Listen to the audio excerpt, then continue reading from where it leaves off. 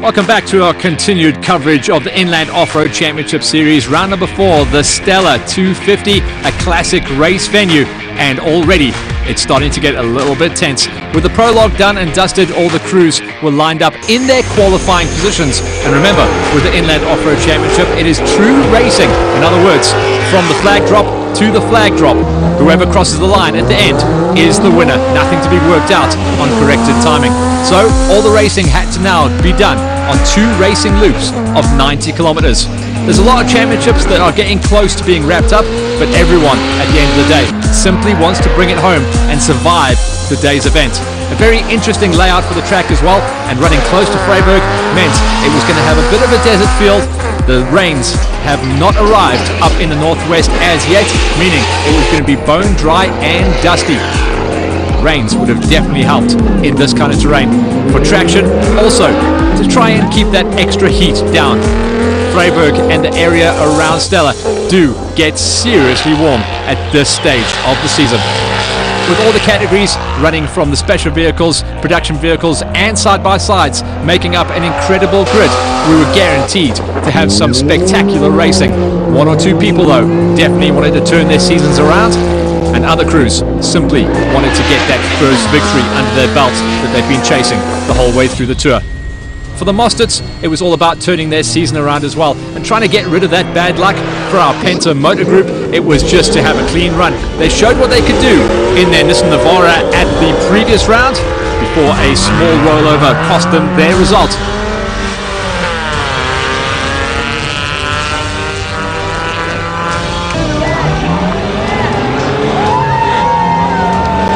Shortened championship as well, losing all those months from the middle of the season, meaning it was going to be a tighter championship with less mistakes to be able to be absorbed in anyone's championship tour.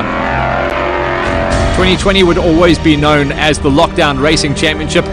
By no means would it be known as the Easy Championship. Whoever walked away with the number 1s in categories and classes were going to be deserved champions come the end of the 2020 Inland Off-Road Championship racing season, brought to you by Ural Trucks and Fila Africa. As one by one the crews went out of the start line, it was going to be interesting to see how they adapted to the big loop of racing 2 huge 90 kilometers.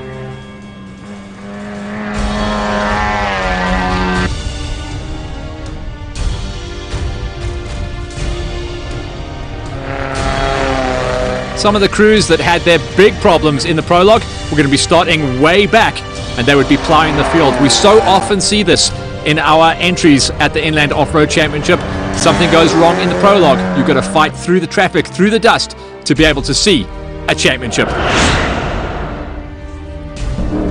After incurring a loose bonnet clip in the prologue and subsequently the bonnet flew open and broke the windscreen, TG and SW were still up for the challenge, but unfortunately with 15 kilometers to go before the end of the first racing loop in the main race, mechanical issues hit them and the motor cried enough.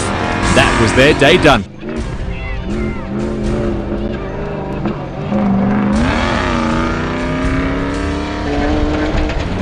For the E19 crew, after fixing the brakes, remember they did the prologue with 0 brakes, managing to somehow survive the first loop, was dispatched with no issues to report for Manu and Peter.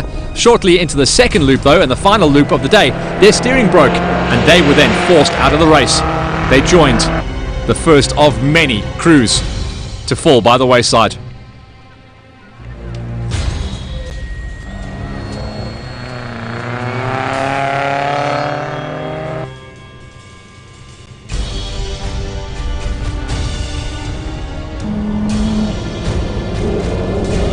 The often unstoppable D4 in the hands of Hein Kruger and Albertus Fencer were in good spirits after the qualifying that went well in the Hindcore Hilux.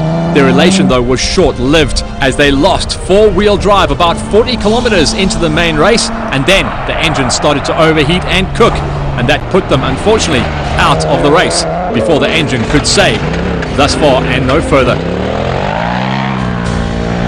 First of the problems coming in for the side-by-side G-Class, the G12, ripping off the wheel and suspension bits was not what LD Erasmus and Andre Geldenes had in mind, but that was their race done. and the DNF recorded. Christine Viviers and Peter van der Merwe, they had a ball of a time. They were going well, settling into a rhythm right from the start, and the Ford Ranger was well suited to the terrain.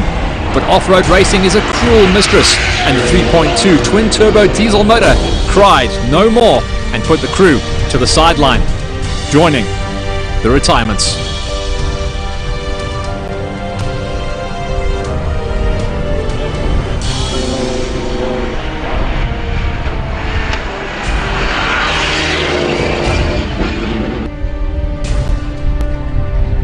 The unforgiving terrain and relentless heat were causing major engine issues across all categories.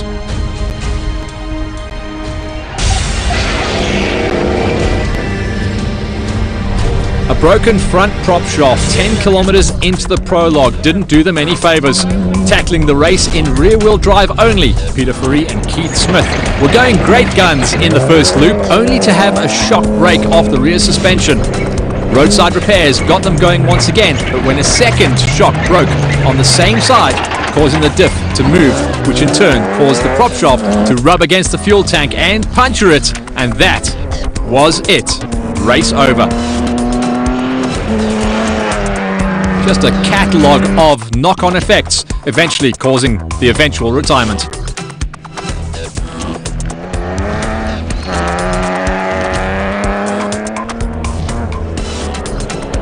Francois and Gerry's return to racing, unfortunately this time around, was short-lived, courtesy of a broken ball joint on the front suspension, which reduced them to spectators rather than racers. But rest assured, they will be back, unless, of course, someone buys their bucky in the meantime.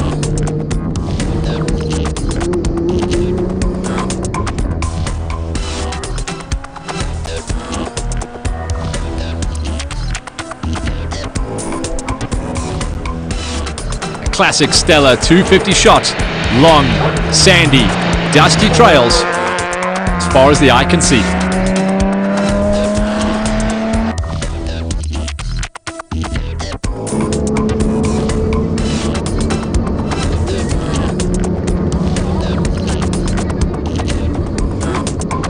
The course was laid out absolutely perfectly, not too many lurkers this time around, and an area that has been raced on many times for the last couple of years just showed that it is getting better with age. The Stella 250 will live on.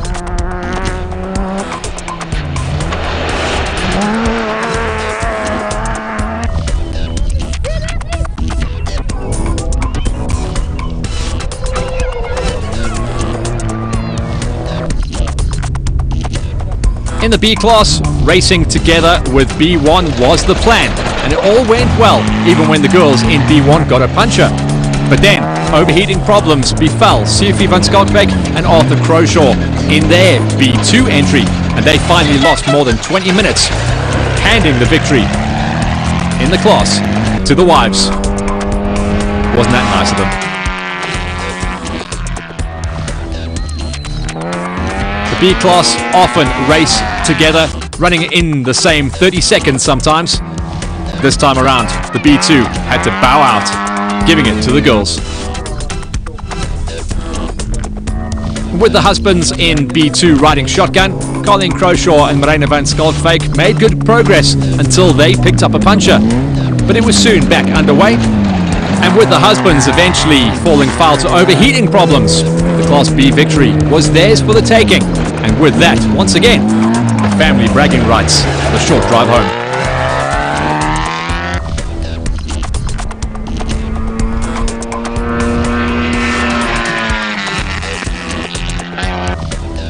For the ladies in the B1, it was starting to look very much like a class championship was on the cards. Steady going, not without their fair share of problems though, did see Swaits Moret and Jacques Leroux eventually make it to the finish. Smiles all round though, as they clinched a podium finish in Class E. Third place was well deserved after more than 4 hours of racing in an absolute bone shaker of a Class E production vehicle bucky.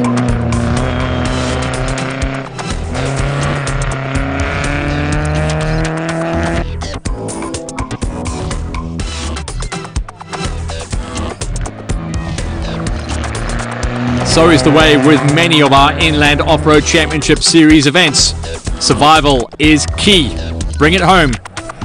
And more often than not, you will make your way onto the podium. 2 races and 2 finishes. It might be early days for the rookies Philip Buerta and Roelof Janse van Vuren in the Penta Motor Group in this Navara. But kicking off your off-road racing career this way is the stuff dreams are truly made of.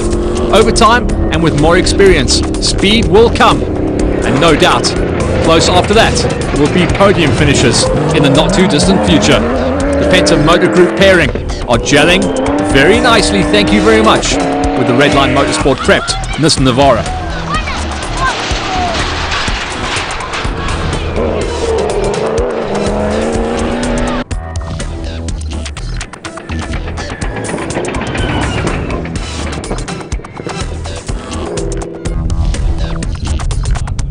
The electrical problem encountered in the prologue by Wayne Smith and Hendrik Rutt in the Speedy Tyre and 4x4 Hilux was dealt with, and they set off in the main race full of hope, expectation and confidence. The Hilux decided differently though and kept on going into limp mode, necessitating many stops to try and remedy it. Crossing the finish line in a well-deserved second place in Class E was just reward for their efforts, and they were there, full of smiles, come the end of play, even though they had truly been through the mill throughout the afternoon's main event.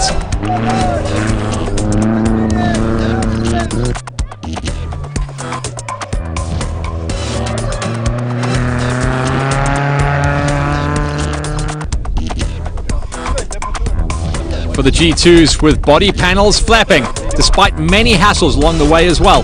Freiburgers Christo Rose and Arno Olivier pushed on through in the main race and made it to the finish in a very respectable and points gathering 4th place in the Class G side-by-sides.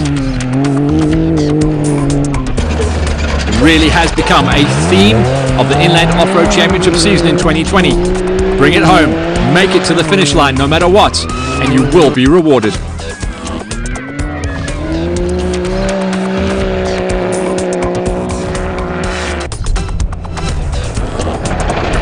After issues in the prologue, no more troubles in the main race after their slight issues in the morning session meant a trouble-free run for Lawrence van Beek and Peter Visser, grabbing the bottom step of the Class D podium.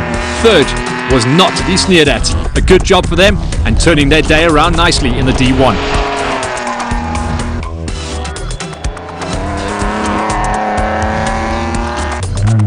For the F8 crew, continuing on their good form and a 100% finishing record, father and son Oki and Jandre Kruger added another class win to their tally for the year.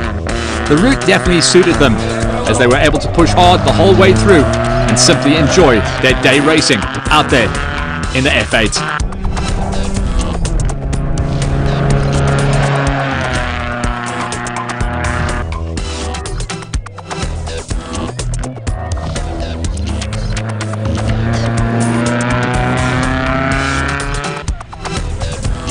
One happy checkered flag there. Also for the E5, running perfect form. The entry of Johan Visser and Jerry Besson ended off the Stella 250 with another class victory to keep them on top of the overall production championship standings, as well as the top of Class E, with just a couple of rounds to go to wrap up 2020.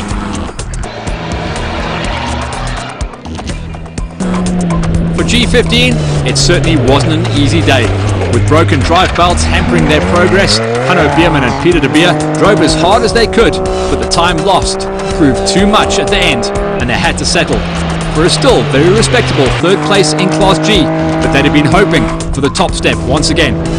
The speed is and always will be there with this pairing, but mechanicals do tend to dog them and hold them back.